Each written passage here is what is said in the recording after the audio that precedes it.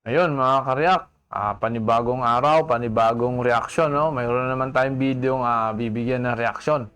Ito yung pangyayari doon sa Netherlands sa ICC kung ano ang nangyari doon sa unang pagharap ni dating pangulo, no? Pero bago natin 'yun na pupuntahan, pakinggan muna natin si Attorney Conte, no? Ito yung legal defense ng mga nabiktima ng EJK, si Attorney Christina Conte, no? So, mga karyak, sisimulan na natin. Maraming mga grupo, kumbaga, ng mga biktima, at sa naintindihan ko, may isang grupo or may isang abogado nandun, si Attorney Gilbert Andres, Ay, oo. representing a group of victims. At hindi ko alam kung naayos niya na yung sa registration, pero that's one. Ang ibig sabihin nito, mga karyak, ay nasa Netherlands dito si Attorney Conte, no? Kasi siya yung bali di depensa doon sa mga naghabla o mga biktima.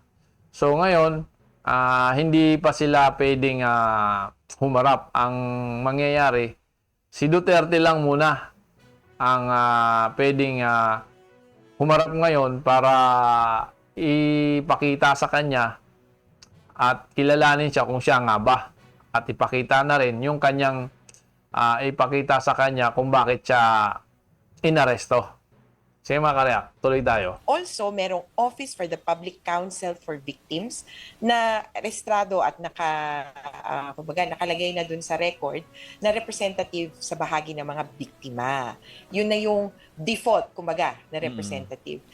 Sa ngayon, mas priority namin na talagang pagkumpul-kupulin din muna at damahin yung tingin ng mga biktima dahil sa initial appearance, hindi pa naman tatalakayin, kumbaga, yung substansya. Kaya, doon kami sa next. Nagre-ready na kami, pero kung ano man, sama-sama kami dito manunood ng magaganap na kaganapan. Una, ang pwede lang pumasok doon sa, ang hirap sabihin ko mo yung building, no? Doon sa courtroom itself would be the parties. The prosecutor, the prosecutorial team, the defense, si Duterte at ang kanyang abogado, at yung mga representatives ng victims. Yung nabagit ko kanina, maaring yung sa OPCV, si Madam Paulina Masida, at saka si Atty. Gilbert Andres. Hindi ko alam kung may iba pang mga grupo na nandoon na posibleng nakaabang at papasok. Sa gallery, so ito yung nasa taas. Tapos of course, the court staff and the judge. Sa taas, kaya pwedeng kumbaga pumasok din, merong panuoran. Meron. Doon yung general public pwedeng makichismis. Medyo taas ito, top view ka, kaya parang lahat pababa ang tingin mo. Oo ang sa pagkakabasa ko talagang restricted lang sa respondent mismo at saka sa abogado niya. Walang, kumbaga, role kasi yung family ng victim. Wala silang personality.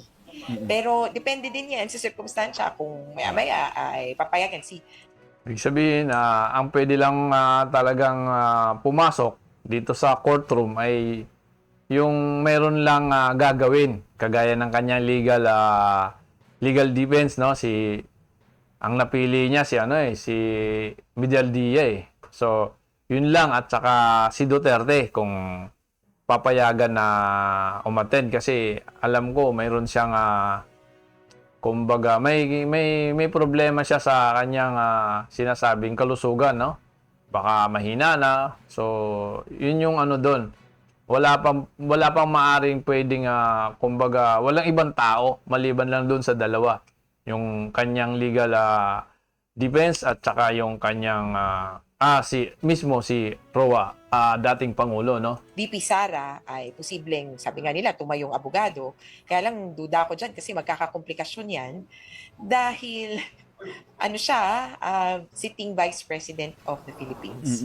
Kapag kumuha siya ng ibang trabaho labas dyan, hindi ka pwede talaga mag-practice ng law technically habang nakaupo ka. Kaya kung aakto siyang abogado, ay maka-question yan.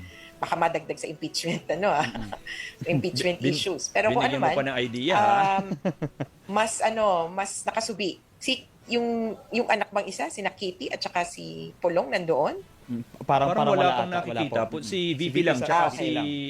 si So si ES. VP Sara ay may parang double duty bilang anak at posibleng bilang abogado. Hindi naman questionin yun, of course, ng ICC. Kasi mga karyak, kung matatandaan natin, no, si dating Pangulo, nung isasakay na siya sa aeroplano, nung nasa Villamor Air Base pa lang, binanggit niya nga no, na kaya niya hinihintay si Sara Duterte kasi nga siya daw ang kanyang magiging abogado. So yun yung sinasabi rito na baka payagan. Pero yun na nga, nasabi na nga ni Atty. Conte na may komplikasyon dahil siya ay sitting vice president pa rin sa ating bansa. So hindi siya pwede mag-practice no, as a lawyer. Sige mga karyak. Kung, di ba vice president ka? As long as Wala man lawyer. silang pakialam doon. Kaya lang ito yung nakikinita ko they really need to have an ICC accredited lawyer.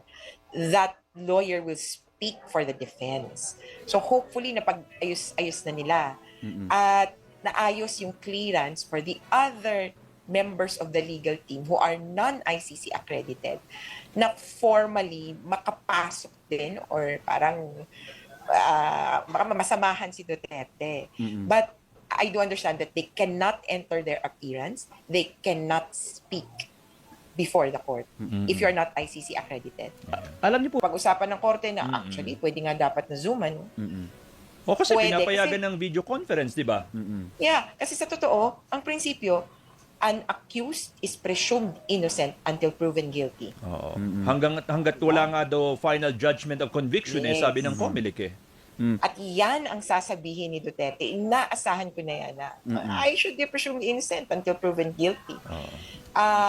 Syempre kami bilang mga biktima, kami rin, oo, gano'n naman talaga dapat. Pero dahil hawak namin yung ebidensya, hindi pa lang nagkakaroon ng pagkakataon, kung kami, kumbinsido na merong dahilan para, hindi nga lang para ma-aresto siya at para ma-arraign yung sa confirmation of charges, kundi para ma-convict.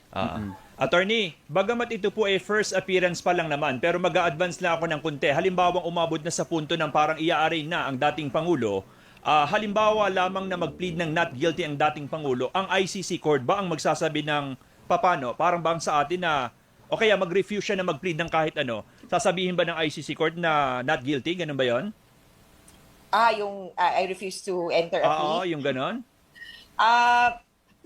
Hindi yun, because it questions the jurisdiction of the court if you refuse to enter a plea. Parang may ganong premise. Bihira, or hindi ko pa naririnig na nangyari na hindi nag-enter ng plea. Kasi, kinwestiyon na nila yung jurisdiction ng court bago pa yung entry ng plea.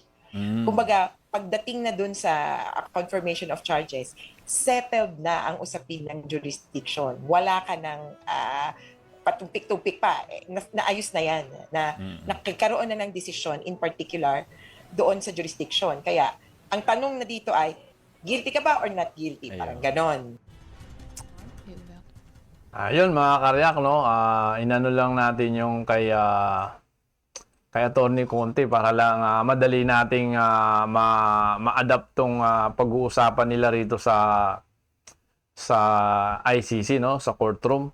Kasi doon napaliwanag na ni Atty. Conte kung ano yung pwede lang gawin sa parte ni dating Pangulo, no? At kung ano lang yung magiging sitwasyon ngayon dito.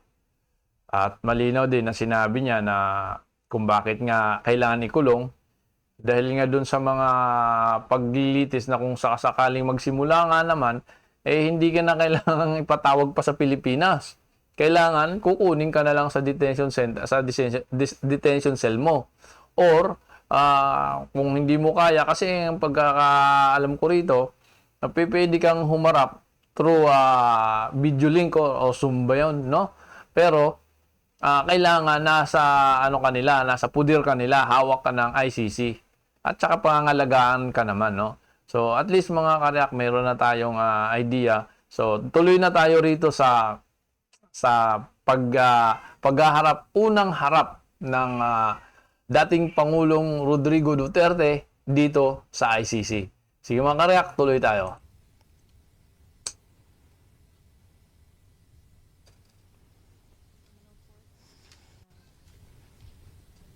Please be seated. Veuillez vous asseoir.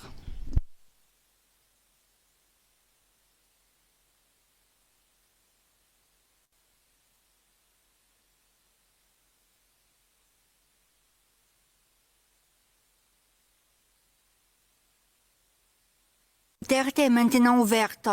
Je souhaite la... Good morning.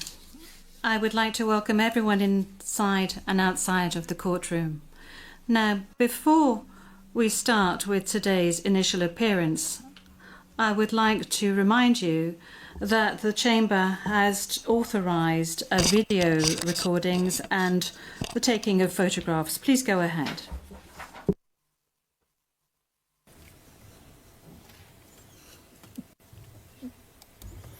Je vous remercie. Vous avez une...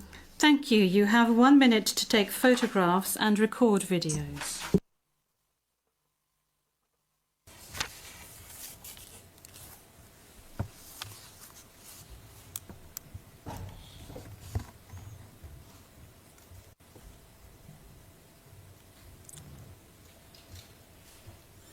Merci beaucoup. Thank you very much. Court officer, please, could you please call the case? Thank you, Madam President. Your Honours. The situation in the Republic of the Philippines case, the prosecutor versus Mr. Rodrigo Roa Duterte. Ito na yung sinasabi mga kareak na sa unang paghaharap ay kailangan malaman muna ni dating presidente kung ano yung kung bakit naserban siya ng warrant of arrest, no, sa Pilipinas dahil dito sa dahil dito sa mga kaso na ipinail sa kanya. So ito yung unang proseso. Kaya siya, kumbaga, para lang ipaalam sa kanya na kung bakit siya kinuha sa bansa natin. Case number ICC 0121-0125. And we are in open session. Merci beaucoup. Thank you very much. I will now ask the parties to introduce themselves, starting with the Office of the Prosecutor. Please pause before speaking and speak slowly to allow the interpreters to interpret appropriately. May I ask you to introduce yourself and to confirm whether the list of your staff that I received prior to the hearing is correct, Mr. Prosecutor? President, Your Honours, good morning. The list is correct. Once again, Deputy Prosecutor Manjay Niang to my left, trial lawyer Edward Jeremy behind us, trial lawyer Robin Croft, international cooperation advisor Chantel Daniels, and our very able case manager Grace Go. I'm Karim Khan, the prosecutor. Merci beaucoup. Thank you very much. I now turn to the counsel for the defence of Mr. Duterte. As everyone can see, Mr. Duterte is present and is attending the hearing via video link. As Mr. Duterte made a long journey involving a considerable time difference, the Chamber... So ibig sabihin mga kareak, hindi pala siya personal na umattend si dating Pangulo, no? Hindi siya nagpunta diyan, kundi naandun lang siya sa kanyang selda, pero through video link siya kinakausap. So ayun mga kareak, no? Wala siya dito ngayon sa courtroom. Authorized Mr. Duterte to follow the hearing at a distance. His counsel, however, is present with us in the courtroom. Thank you, counsel. Please introduce yourself. Good afternoon, Your Honors. I am Salvador C. Medjaldea, counsel for Rodrigo Roa Duterte. Merci beaucoup. Thank you very much. Thank you very much, counsel. I would like firstly to confirm your identity. Could you provide us with your full names, please? I am Rodrigo Roa Duterte. That's my J'entends pas. first middle name is Roa. The surname is Duterte. Duterte.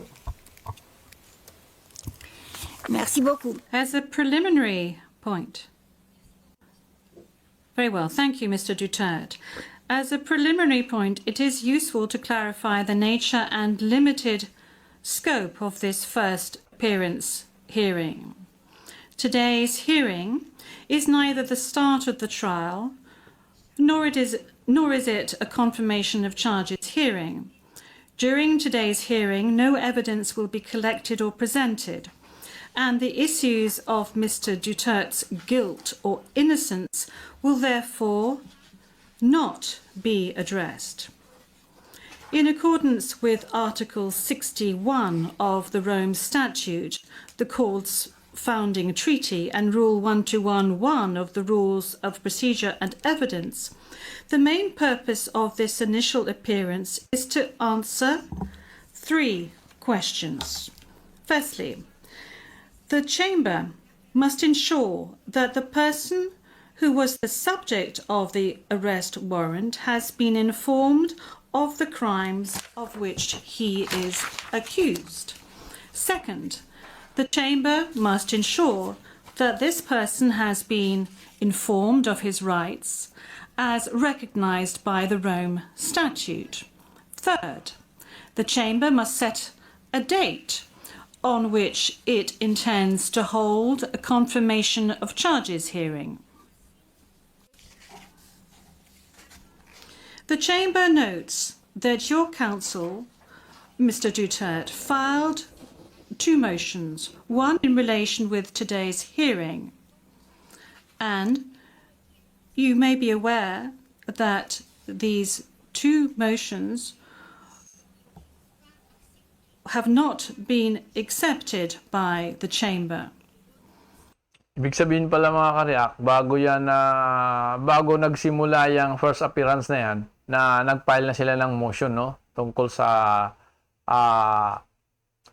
yung sinasabi ni Midaldia na parang gusto nilang i-postpone yung doon sa paghaharap sa pangalawa yun, parang tinutukoy dito ni yung kanilang motion, ang tinutukoy dito yung pagkikita na sila Cristina, sila Attorney Cristina Conte sa pangalawang at saka si Duterte para magpakita na sila ng kanilang mga ebidensya. Pakita pa lang mga karyak, wala pa yung usapan. Kumbaga presentation pa lang pala. So parang gusto ni Midaldia, Midaldia na postpone yun. Yun yung gusto niyang sa motion niya kaninang maga. Yun yung pagkakarinig natin. So tuloy natin mga karya. Kasi dinenied na Yung motion niya ay dinenied na ng itong si because of the nature of kanilang today's prosecutor. hearing. No further discussion on the matter is necessary during this hearing because, as I said at an earlier stage, the aim of this hearing today is to introduce the parties and to ascertain the charges and to set a date for the confirmation of charges hearing at a later stage. With regard to the first... Tatlo lang ang pwedeng mangyari dyan, mga ka-react. Yung kakikilalan ni Duterte, no? Una. Pangalawa, yung complain. Pangatlo, schedule. Yun lang magiging usapan dyan. Yun yung pinapaliwanag ngayon ng prosecutor. Point. I recall that Mr. Duterte has received a copy of the warrant for his arrest and that a redacted version of the prosecutor's application for the issuance of the warrant of arrest is public. I will now ask the court officer to read the charges against him. The charges will be read in English. Please, over to you, Madam Courtroom Officer. Thank you, Madam President. Your Honours. On 7 March 2025, Pre-trial Chamber 1 concluded that there were reasonable grounds to believe that Mr. Dutet is criminally responsible pursuant to Article 25(3)(a) of the Rome Statute as an alleged indirect co-perpetrator for the crime against humanity of murder pursuant to Article 7(1)(a) of the statute as follows. A. Murder of at least 19 persons, allegedly drug pushers or thieves, killed by members of the Davao Death Squad in various locations in or around Davao City, Philippines between 2011 and 2016. Ito yung kasong pinaglalaban ni Laila de Lila, no? Ayun nga, ni Laila de Lima. Yung ano pa siya, nasa human rights pa siya. Siya yung chairman ng human rights. B. Murder of at least 24 persons, allegedly criminals, such as drug pushers or thieves or drug users, killed by or under the supervision of members of the Philippines law enforcement, sometimes with the assistance of persons who were not part of the police, at various locations in the Philippines between 2016 and 2019. Merci beaucoup, Madame la... Thank you, Madam Courtroom Officer. Mr. Duterte, I'm not going to ask you to stand up because I know your condition, so I'm going to allow you to remain seated. You have just heard the reading of the charges, which are in accordance with the content of the arrest warrant you received. This means that you have been informed of the crimes of which you are accused. And this concludes the examination of the first point mentioned above. I will now turn to the second point, which concerns your rights as a suspect before this court. I will summarize some of these rights, which are of particular importance at this stage of the proceedings. Those rights are as follows. You can benefit from the assistance free of charge of a competent interpreter and benefit from the necessary translations to meet the requirements. Pwede siyang kumuha ng kanyang translator, no? Walang bayad. Tapos, kung sang lingwahe niya talaga siya bihasa. Ako sa kanya, mag-hire na siya ng Tagalog, no? Huwag na siyang kumuha ng English. Gusto kasi nilang interpretation, English kasi, oh. Pero kung ako sa kanya, Tagalogin niya na lang. Of fairness. You have the right to have the time and facilities necessary to prepare your defense and to communicate freely and confidentially with the counsel of your choice. You have the right to remain silent. Yun yung mga karapatan niya, mga karyak, no? So, malaya siya ang gawin yun habang nasa detention siya.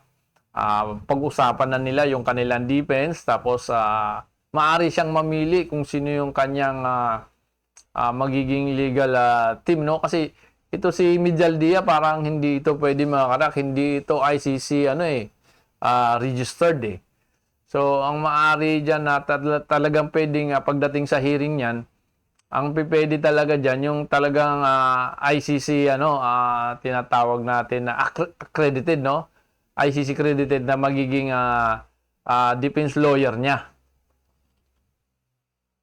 And you cannot be forced to testify against yourself or to confess guilt. You can also make statements in your defense without taking an oath.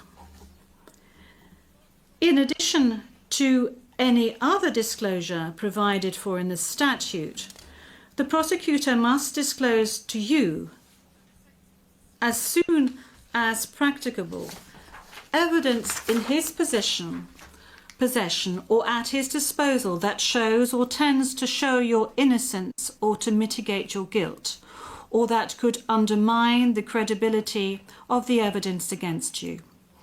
At the confirmation of charges hearing, you can... Yun na yung sinasabi ng mga kababayan natin dito at lalo na yung mga nabiktima, no? Na mabuti nga ang pagkakataon niya ngayon dahil meron siyang karapatan at meron pa siyang kakayahan para idepensa yung kanyang sarili, no? Yun yung sinasabi ngayon ng mga biktima. Hindi kagaya doon sa mga nabiktima, napatay na o wala na. Walang ano doon, diretso lang yon. Kumbaga, patay kung patay, no? Dito sa kanya, ito yung sinasabi na at least, ito si Duterte ay swerte pa raw dahil nga, meron pa siyang pagkakataon na idepensa ngayon to sa sarili. Patunayan nila ngayon dito na wala talaga silang ginawang krimen, no? Kumbaga, yung kanilang EJK ay tama ang kanilang pinairal na batas nung siya ay nakaupo. Yung kanyang death squad sa Davao, pwede nilang idepensa ngayon kung yun ba ay tama at karapat-dapat o katanggap-tanggap na hindi siya pwedeng kasuhan dahil dun sa dito sa pagpapakita niya kung ano man yung ebidensya na ihahain niya para lang masabi na hindi siya guilty sa mga kasong ibinabato sa kanya. Contest the charges, challenge the evidence presented by the prosecutor, and present evidence. There will be no trial if the charges are not confirmed or if the proceedings against you are completed. You have the possibility to make an application for interim release pending trial. And finally, Mr. Duterte, you have the right to be informed as soon as possible and in detail of the nature, cause, and content of the charges in the language that you fully understand and speak. Counsel, have you understood? Yes, we're listening, ma'am. We're listening, and before it ends, may we be allowed to present a manifestation on the circumstances behind the delivery of Mr. Duterte in this chamber.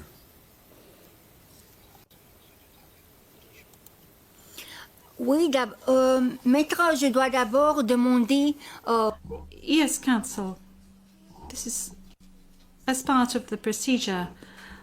And as we've said since the very outset, I need to ask Mr. Duterte himself to make observations as to the condition of his surrender to the court and the conditions of his detention at the detention facility of the court since his arrival. If he can please tell us these details. Ito, tatandaan natin mga karyak, no? Yung paglapag ni Duterte dyan sa Netherlands at bago siya ipinasok sa detention, automatic mga karyak, mayroon agad siyang doktor, no? Inuna agad yung kanyang kalusugan. At ito ang ginagawa ng ICC mga karyak sa mga detention, no? Mga detainee, no? Ang ginagawa nila, kapag may sakit ka, gagamutin ka kaagad, no? Hindi excuse ka sa kanila yung katandaan, hindi excuse sa kanila yung sakit. Dahil nga, paglapag mo, bibigyan ka agad ng doktor at aalagaan ka agad, check upin ka kung ano ka ba, physically fit ka ba, o ano ba yung mahina ka na ba. Gagamutin ka, kareak, para lang ganito sila ka ano sa kanilang mga tawag nito, sa mga akusado, no, na ina-arrest nila, ganito sila kaingat, kailangan o ka-strict na kailangan itong akusadong to na hawak nila ay kailangan ito ay makasagot o makaharap pagdating sa araw ng paglilitis talaga. So yun, tandaan natin yung mga karyak. Thank you. Can I... Oui, maître. Oui. The presiding judge, yes, counsel. Please. 2 days ago, the whole world has witnessed the degrading fashion in which a former president of a sovereign country was bundled into a private aircraft and summarily transported to The Hague. To us lawyers, this would be called an extrajudicial rendition. To the less legally inclined, it was a pure and simple kidnapping. My client was denied all access to the legal recourse in the country of his citizenship, and this all in the nature of political score settling. Two troubled entities struck an unlikely alliance, an incumbent president who wished to neutralize and choke the legacy of my client and his daughter on the other hand, and a troubled legal institution subject to delegitimization and desperate for a price cuts and a legal show today on the other hand. With this in mind, it is not surprising that my client was abducted from his country. ICC private jets do not drop out of the thin air. That jet which received my client was coordinated in advance. The UAE is not a state party to the ICC and has no obligation to cooperate with the court. Yet my client sat in transit in that country for more than 5 hours. I invite the registry's representative to present today in court to explain to the judges exactly how they believe this transfer was anything other than a gross abuse of process. Given the precipitous arrival of my client, an elderly man with debilitating medical issues, hard of hearing and poor of sight, he was taken to a hospital for observation. Only this morning have I met him for the first time with less than an hour to discuss legal issues. I have not been able to present him with a hard copy of the arrest warrant because we were not supplied with such. I have not even been able to explain to him what the prosecution requested when seeking the issuance of the arrest warrant. This is because the chamber only established a redacted version of the prosecution request last night. Other than to identify himself, my client is not able to contribute anything to this hearing. Most importantly, he is not able even to tell you that he has been informed of the charges as contained in the arrest warrant for a reason more pertinent to which I alluded in my written request to this honorable pretrial chamber this morning, and which is confidential in nature.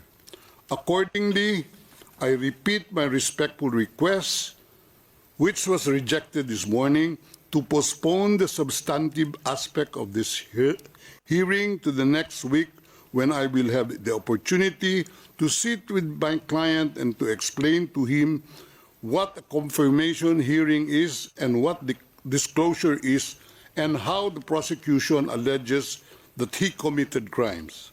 I thank the court for its attention and regret to say that I do not have instructions to continue my submission any further today. Thank you. Ito mga karyak, no? Ito pala si dating Pangulo, no? Habang nasa detention siya, wala talagang makakadalaw muna. Kaya ang nangyari dito, kaya to humihiling na kailangan niya makausap si dating Pangulo, dahil nga hindi pa sila nagkaharap minsan, no? Mula nung dumating diyan. Pangalawa, itong sinasabi niya ngayon, ito mga karyaka, fake news to. Fake news eh. Doon sa Netherlands yan, nasa court na yan, inilabas pa niya yung fake news, no? Kaya kung ako rito kahit ako yung taga riyan, no? Ako yung prosecutor, pwede ako mag-init eh. Kasi fake news. Hindi totoo na hindi alam ni Duterte yung kanyang tawag nito, yung warrant of arrest. Kasi nga, nasa Hong Kong pa nga lang, ay gusto niya nang magpakupkup doon eh. Ayaw niya nang bumalik. Kaso dininied nga siya ng Hong Kong nung binigyan ng red notice ang Hong Kong na dapat siyang i-arrest doon. Pero nag-decline. Nag-denied ang Hong Kong para gawin yung kundi pinauwi lang siya. So alam niya na, doon pa lang alam niya na mayroon ng warrant of arrest, no? Yun nga lang, wala pa siyang kopya. Pero pagbaba nila sa aeroplano, nung hinanap nila, yun na, binasahan na sila ni Torre at binigyan sila ng kopya ng warrant of arrest. Pangalawa doon, mga karyak, yung sinasabi niya na kidnapping, no? At ito'y politically, hindi yan katanggap-tanggap sa ICC dahil yun ay pamamaraan talaga ng ICC na kailangan siyang damputin agad, no? At ano pa yung sinasabi niya na yung pagpunta niya nila sa UAE ay isang hindi katanggap-tanggap daw dahil hindi naman yun parte ng ICC o ng Europe. Yun ay refueling ng aeroplano. Alam naman natin yun. Jet lang yung kanilang sinakyan, no? Maliit lang yun, mga ka-react. Maliit lang yung kanilang sinakyan papuntang UAE. So, kailangan talaga nun mag-stopover. Hindi, ito yung sinasabi na hindi niya alam kung ano yung sinasabi niya o alam niya na nagpi-fake news siya, no? Fake news, mga karya, ang mga pinagbabanggit dito ni Mijaldía, no? Gumawa pa siya ng fake news rito. Biruin mo yan. Alam natin yan, mga karya, na ito'y gumagawa lang talaga ng fake news para magkaroon ang mga tao ng simpatiya sa kanila. Pero malinaw naman na si Duterte hindi ho mahina ang tenga. Hindi rin bulag. Kasi kung maririnig natin nung pangangampanya niya, di ba? Nung nagsalita siya tungkol sa mga senador at yung nagsalita siya tungkol sa nanghihikayat siya na umano na yung mga tao para kontrahin ang gobyerno. O doon, at saka itong ICC, mga karya, hindi ito bulag. Habang nandito si Duterte sa bayan natin at malaya pa lang, malakas na nagsasalita, sumasama sa rally-rally na yan, pinapanood yan, no? Ano yung mga kilos niya? Kumbaga, kahit yung mga sinasabi niya nung siya'y nasa Kongreso, nasa Senado, lahat ng mga sinabi niya doon, siyempre, monitored yan ng ICC. Kaya itong pinagsasabi nito ni Mijaldía ay para sa mga taga dyan, no? Lalo yung prosecutor na yan, kung ako, mag-iinit ako kasi isa siyang sinungaling. Fake news ang pinalalabas nito. So, tuloy natin mga kada kung anong response ng prosecutor, no, dito sa request na naman ni Mijaldía.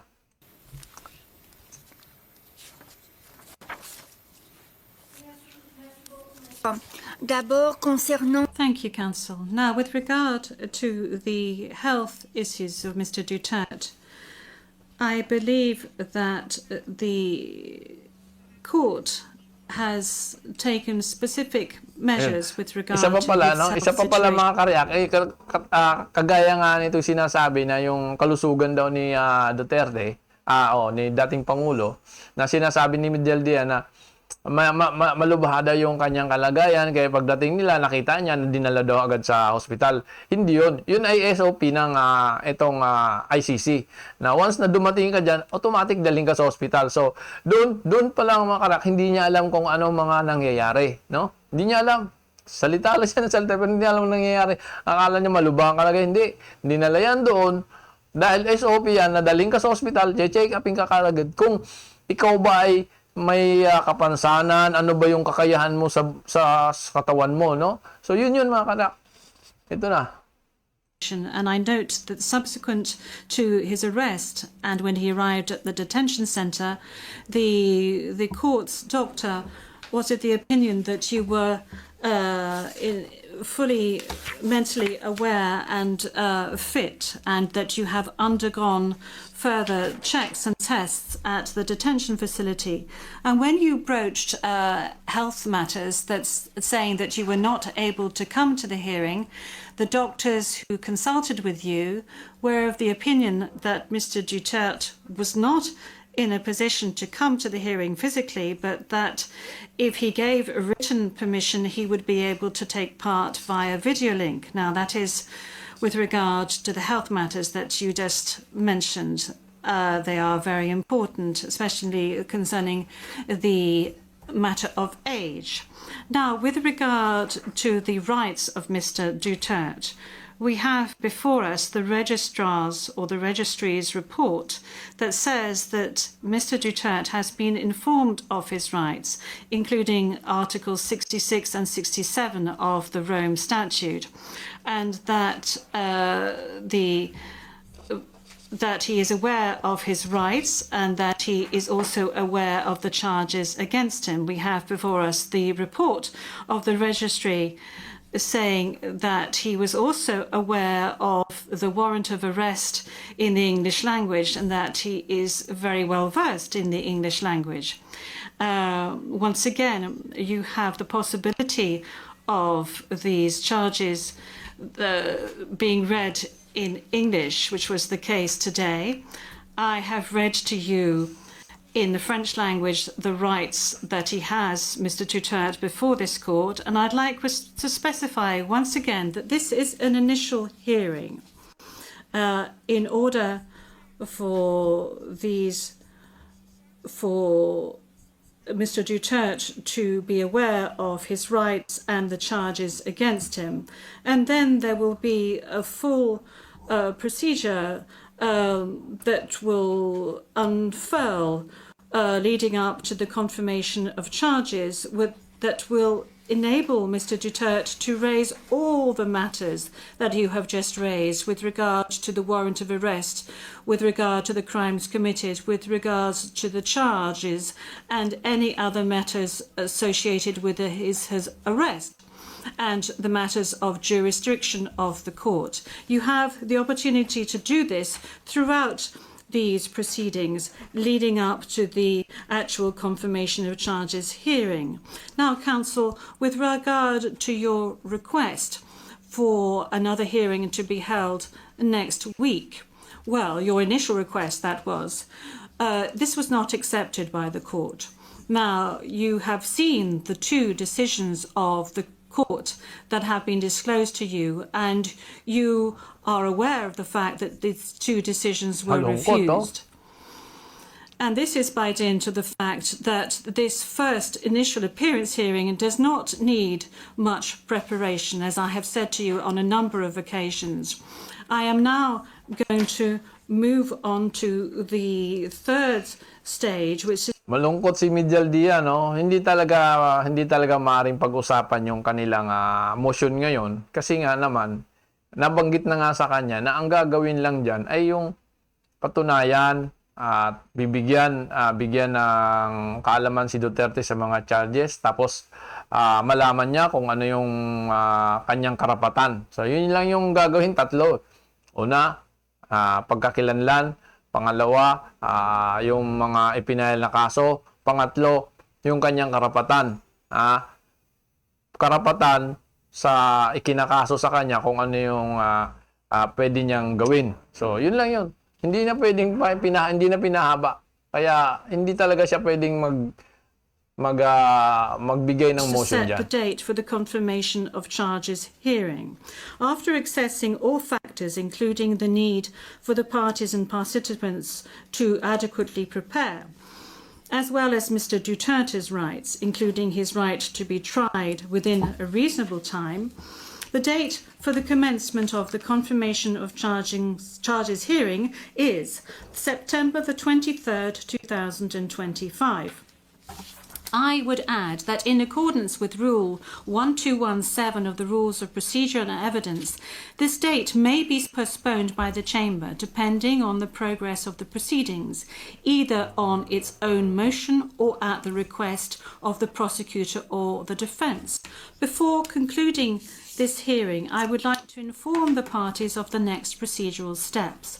First, I would like to recall that in accordance with Rule 1212B of the Rules of Procedure and Evidence, the Chamber holds status conferences to ensure a small exchange of information under satisfactory conditions. These conferences are organised either ex officio or at the request of the prosecutor or the defence. Secondly, a set of decisions will be taken in a timely manner to ensure that the proceedings progress smoothly and expeditiously.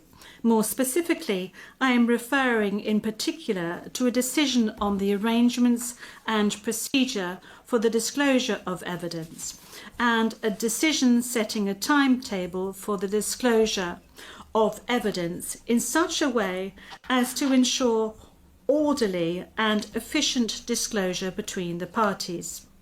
In this regard, the Chamber orders the prosecutor to begin disclosing today the information on the basis of which the warrant of arrest was issued, and to complete this disclosure no later than within the next 7 days. The Chamber will also issue a decision on the participation of the victims who, according to the statute of the court and to the extent permitted by the Chamber, are authorised to present their views and concerns at this stage of the proceedings. We have come to the end of Mr. Duterte's first appearance hearing. Ang bilis, no? Ang bilis. O, di ba? Desisyon agad. Ganun lang kadali. Pero itong sa next week, mga after 7 days, yun nga nabanggit nitong prosecutor, no? Na doon lalabas na yung kanilang mga biktima, no? Sila, magpapakita sila, pati si Duterte, kung ano man yung kanilang kung mayroon na silang legal team o ano man yung yun doon mangyayari, pero wala pang doon mga kareak, no? Wala pang palitan ng Ito, ginawa nila to pagkakaintindi natin, no? Para pagdating doon sa September 23, yung pagsimula ng trial, dire-diretso lang, dire-diretso lang yung wala nang kumbaga question, wala na ang labasan na lang ng ebidensya to ebidensya na lang. Yun yung kagandahan dito, na kailangan nilang hawakan si Duterte para anytime na gusto nilang tawagin, andyan na agad. Hindi papatawag pa, hindi, sila na mismo ang magdadala. So ayun na mga kareak, no, na naintindihan natin yung kanilang pinag-uusapan dito. Malinaw sa atin yon. Mas maganda kasi talagang maintindihan natin para hindi naman tayo kumbaga magtatanong pa kung ano yung nila, no? So, ito naman, mayroon tayong update kay Sara, mga kareak. Susunod lang natin na medyo sisilip lang tayo konti kay kay Sara, kung ano yung kanilang pinag-uusapan ng kanyang tatay at ano yung ginagawa niya diyan sa Netherlands ngayon. Ito mga kareak.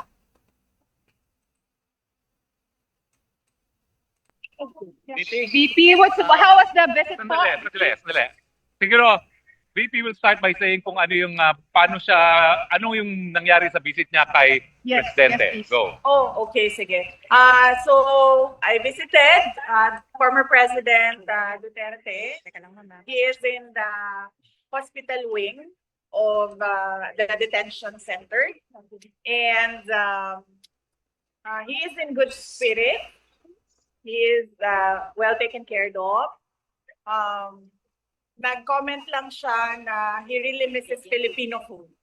Yun lang. But very recently sa meal nila, meron ng rice. So that was a good development. And then we discussed about his legal team. And we discussed about the family, about the country. Gaano po katagal? Okay. Questions now? Gaano po katagal yung visit niyo kay President Duterte? The visit lasted for an hour. So it was from 4 p.m. to 5 p.m.